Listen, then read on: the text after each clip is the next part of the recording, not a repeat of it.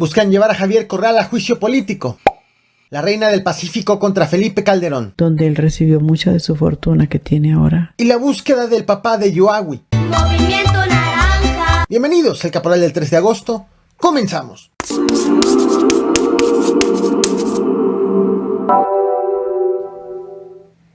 Permíteme contarte cómo fue que esta patrulla que estás viendo en pantalla en estos momentos terminó así.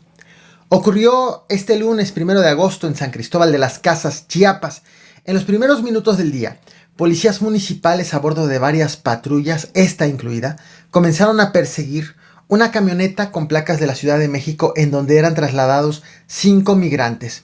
En la persecución hubo balazos y aunque la investigación sigue en curso, hasta el momento está confirmado que los balazos fueron de los policías hacia quienes iban en esa camioneta, que por cierto también terminó volcada. En ese hecho, en esa volcadura de la camioneta, murió Fernando y quedó lesionado Marcelino. Reportes preliminares señalan que Fernando también recibió impactos de bala de los policías. Tras este hecho, alrededor de 50 pobladores salieron a protestar en contra de la policía municipal. En ese mismo momento, a protestar por la manera en cómo actuaron los policías con las personas que iban en esa camioneta. Y aunque los pobladores reconocieron que allí eran trasladados migrantes, criticaron el uso de armas de fuego por parte de los municipales. Fue así como volcaron e incendiaron una de las patrullas, mientras que la Fiscalía General de Justicia de Chiapas ya informó que investiga este hecho como homicidio calificado.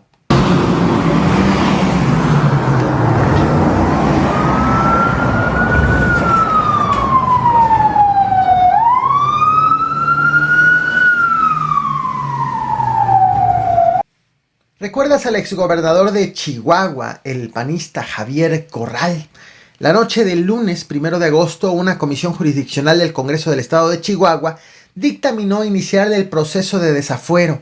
Todo inició el pasado 31 de mayo del 2022 de este mismo año, cuando el abogado Gerardo Cortinas Murra presentó ante el Poder Legislativo la petición de juicio político por considerar que incumplió con el plan de austeridad y por supuestas irregularidades en el ejercicio de recursos destinados a la atención del COVID-19. La determinación del Congreso se prevé que sea resuelta en un par de meses. ¿Y cómo va el proceso en contra de Rafael Caro Quintero?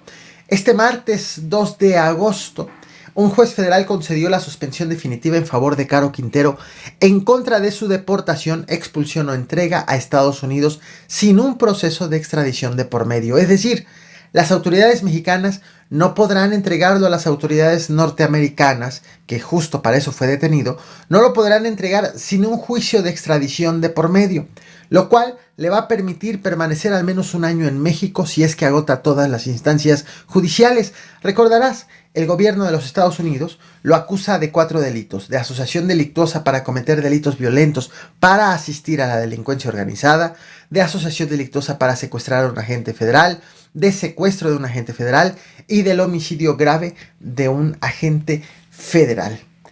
En tanto que en Estados Unidos, la oficina del fiscal federal Jennifer B. Laurie informó que Ociel Cárdenas Salinas, hijo de Ociel Cárdenas Guillén, de hecho estás viendo en pantalla al hijo, su papá, Ociel Cárdenas Guillén, quien fuera líder del Cártel del Golfo, se declaró culpable de contrabando de armas a México por intentar comprar 10 rifles de asalto para exportar a nuestro país.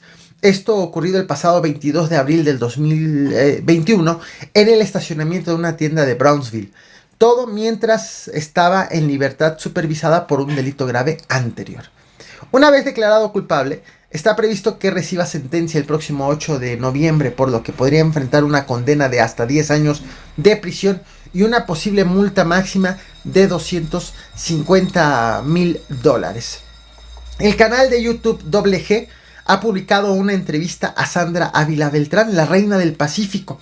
Una entrevista de 72 minutos en donde, entre otras muchas cosas, acusa al expresidente Felipe Calderón de haber tenido nexos con el narcotráfico durante su sexenio.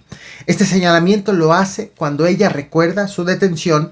Ella asegura que fue la primera persona detenida en el sexenio de Felipe Calderón, se dice inocente e incluso acusa que le fabricaron un delito para llevarla a prisión.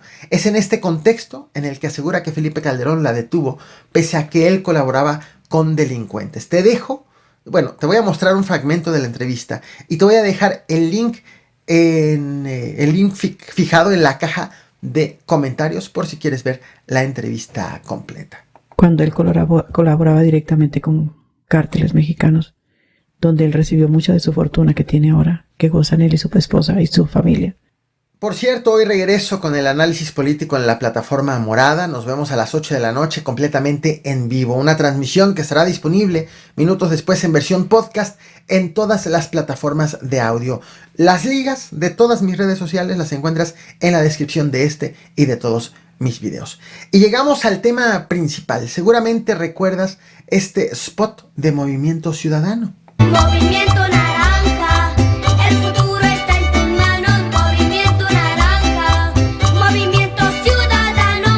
Este spot se viralizó en diciembre del 2017 y le dio proyección a nivel nacional a su intérprete, el niño Yuagui, quien desde entonces ha participado con esa canción en distintas versiones, apoyando a Movimiento Ciudadano en cada una de las elecciones realizadas.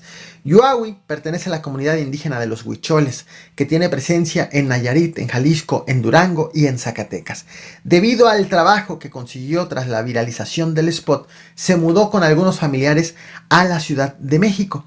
Sin embargo, su papá, José López Robles, quien tiene 51 años de edad, decidió quedarse en su lugar de origen. La dirigencia nacional del partido Movimiento Ciudadano ha informado que José López se encuentra actualmente desaparecido desde el pasado lunes 1 de agosto y ha pedido medidas de protección para Yuagui y su familia.